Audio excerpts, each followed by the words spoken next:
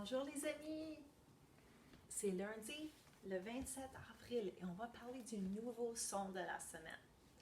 Cette semaine, le son c'est on. Je vais vous montrer ici l'image d'un cochon. Tu entends le son on à la fin, cochon, on.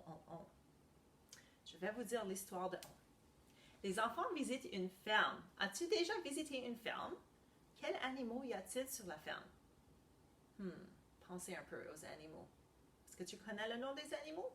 Je connais qu'il y a des vaches sur la ferme, des chèvres, peut-être des moutons, peut-être des canards, des lapins, toutes sortes d'animaux.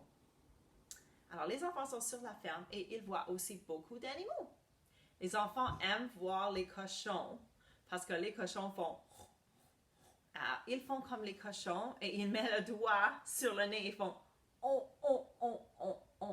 Alors, cette semaine, ça c'est notre action. Tu mets ton doigt sur ton nez et tu fais comme un petit cochon. C'est drôle, n'est-ce pas? Ok, je vais vous montrer comment écrire on maintenant. Il y a deux façons. C'est un défi, les amis. Tu peux écrire on, O-N. Souvent, ça c'est le plus populaire. Regarde, je vais mettre une étoile. C'est le plus populaire. Très, très populaire. Mais des fois, on va écrire on, O-M.